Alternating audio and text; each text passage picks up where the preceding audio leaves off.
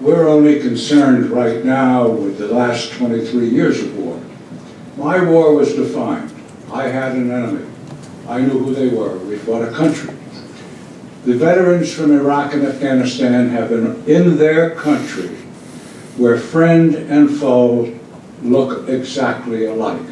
There's no difference between those who like America and those who dislike America. They're dressed the same, speak the same language, eat the same food, live in the same kind of houses. Just being there is stressful. Just walking the streets is stressful.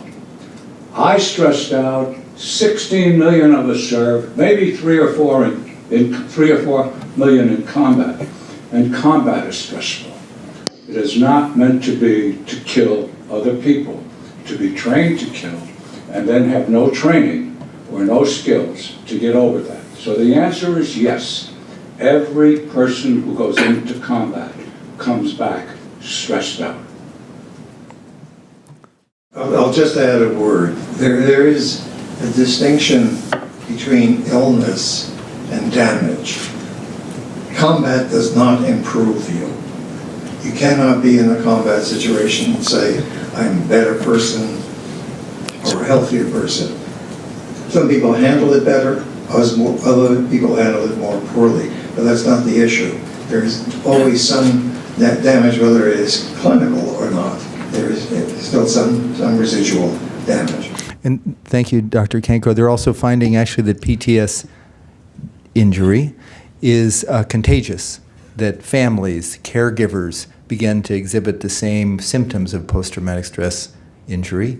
In addition, there was a study on inner-city school kids in Los Angeles, 10-year-old kids coming to school with symptoms of post-traumatic stress injury because of their living environment, never sleeping, violence in the neighborhood. It's an epidemic.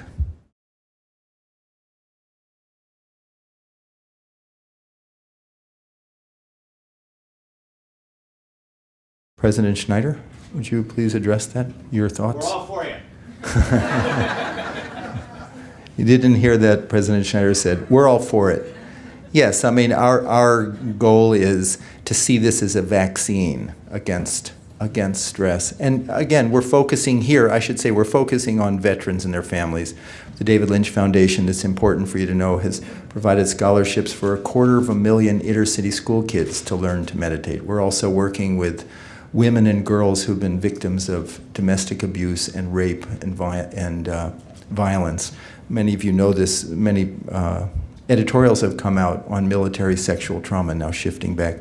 19,000 women in the U.S. military victims of rape and abuse from their male counterparts. And so the David Lynch Foundation and Operation Warrior Wellness is absolutely dedicated to bringing this. And I want to segue here just for a moment. Did you want to say something? Yes. Go ahead, Dr. Peg.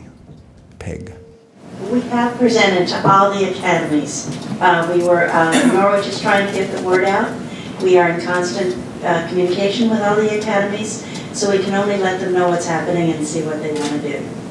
But it's moving so fast, as I said at the beginning. I think I've been practicing this for over 40 years, and I think for many years the notion of meditation which in society was like this, and it's just been the last few years that it's just, we can't keep up with the demand. We just can't keep up with the demand.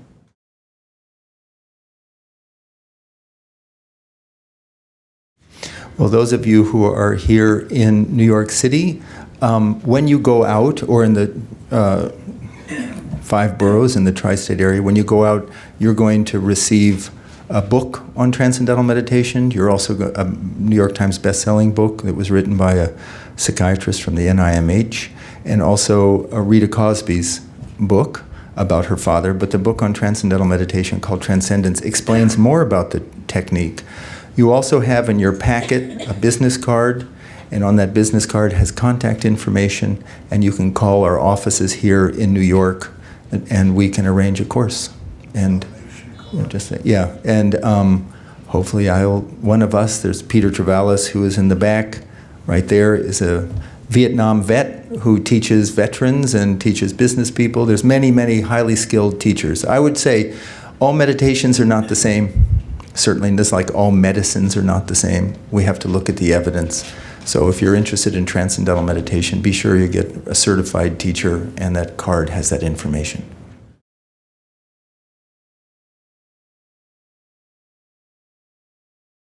What we do is we partner with other organizations that offer solutions. We're very bullish on partnering because we know that meditation alone is not the solution. For example, we received a grant from the Veterans on Wall Street. Veterans on Wall Street is a collaboration of 5 banks, and they're working to bring veterans jobs on Wall Street. Okay, what do we do to handle the stress for those young men and women who are going into the workplace? We work with Urban Zen, we're working with Wounded Warrior Project, many organizations. So we love collaborating.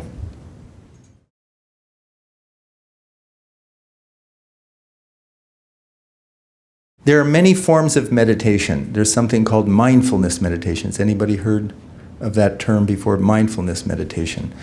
Basically, medical science has identified in the big umbrella of meditation 3 different mechanisms. One is called focused attention, and that is sort of a Zen meditation or something where you're concentrating, you're focused your attention on some specific point, your breath or a sound or something. It's concentration.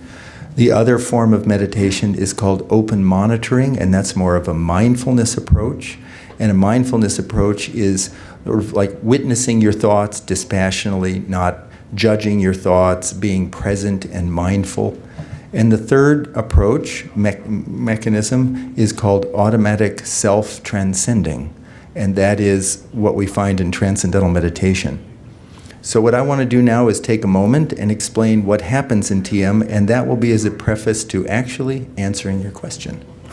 So I haven't forgotten your question, I'm just putting it in context. When I explain TM, I use an analogy of what happens. And I use the analogy of an ocean. And when Admiral Schneider was out on the high seas and 30, 40, 50-foot waves, you could say, oh my God, the ocean is just tumultuous, big high waves. But if you did a cross-section of the ocean at that point, you have these 30 or 40, 50-foot high waves, and the ocean is let's say it's a mile deep. So you got waves that are 30, 40, 50 feet, and the ocean is a mile deep. And the depth of the ocean, silent. Now, those waves on the surface, natural. The silence at the depth of the ocean, equally natural. Equally. By analogy, we say the mind, we hypothesize. Remember I said you could be skeptical, so you don't have to buy into this thing, but the analogy that we say the surface of our mind is the active thinking mind. That's all the things we have to do. I got to do this, and I got to do that. You know, everybody know what that is? All the lists of the goddess. I got to go here, I got to do that, I got to call him, I got to call her. I got to make a list, I got to find the list that I made. And I got to relax, I got to get that in there.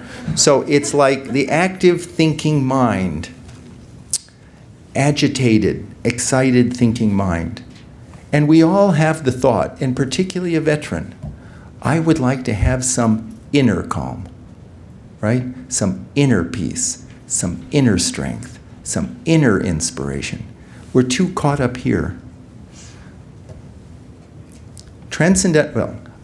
Mindfulness meditation is a process that witnesses or observes the thinking mind. There are many approaches to mindfulness. Dispassionately observes the thoughts that one has. Focused attention is concentrating and trying to clear your mind of thought, trying to stop the waves from being, they call it the monkey mind, being so crazy all over the place. In Transcendental Meditation, and I'm really close to answering your question. In Transcendental Meditation, we understand that the thought process, all the gotta, is natural. But there's a level inside each human being, every one of us, that is already quiet, already calm, already settled, wide awake. And in Transcendental Meditation, we don't manipulate or try and stop the mind from thinking. That's no can do. Clear your mind of thoughts. We just allow the mind to effortlessly relax, effortlessly settle down and experience quieter levels of the thought process. Same thoughts we could have in meditation that we have outside of meditation, but just less agitated, less aggravated, quieter, calmer, settled. And when that happens, as we heard from Dr. Kaplan, and we know from the research, the body gains a state of rest in many regards deeper than sleep. Now to answer your question, that deep rest, physiological rest, allows deeply rooted stresses to be dissolved that sleep doesn't even get rid of. And they get dissolved in a very comfortable, gentle, natural way. Very comfortable. I mean, where's Luke? Luke. Oh, there you are. Luke, what was did you have so the point is, having taught hundreds, maybe even, and worked with, over my 40 years, many thousand veterans, it is a rare instance if a person has a flashback in TM. It usually is associated with something very comfortable and easy and just relaxing. If a person is having a difficult time, we have them meditate for 10 minutes rather than 20 minutes. We have specially trained teachers who know how to work with veterans. So I used your question to answer a bigger picture and to say that that isn't an issue. And if 1 in 1,000 it does come up, then we have specially trained teachers how to work comfortably with that person to allow that stress to be dissolved and not in an uncomfortable way. And Luke, would you like to comment on that? What I've found is every time I had a question or thought maybe I was doing something wrong during the technique, is that I needed to quit worrying about it because everything I was doing was okay.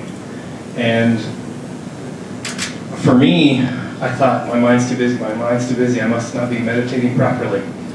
Just relax, it's okay, because whatever happens naturally is a part of that process.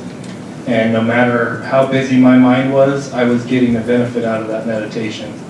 So even though sometimes I even thought about situations in Afghanistan while I was meditating, that was okay.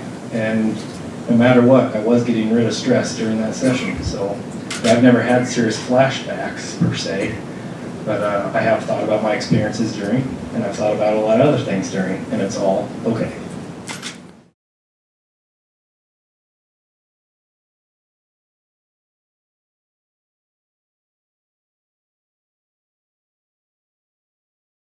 We're only concerned right now with the last 23 years of war.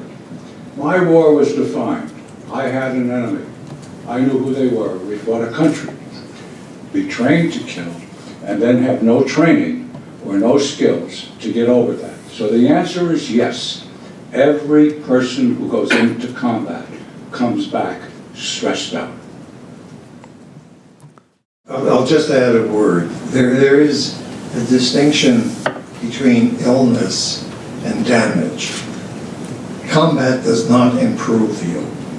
You cannot be in a combat situation and say, I'm a better person or a healthier person. Some people handle it better, other people handle it more poorly, but that's not the issue. There's always some damage, whether it is climate. The veterans from Iraq and Afghanistan have been in their country where friend and foe look exactly alike. There's no difference between those who like America and those who dislike America. They're dressed the same, speak the same language, eat the same food, live in the same kind of houses. Just being there is stressful. Just walking the streets is stressful. I stressed out. 16 million of us serve, maybe 3 or 4 million in combat, and combat is stressful. It is not meant to be to kill other people.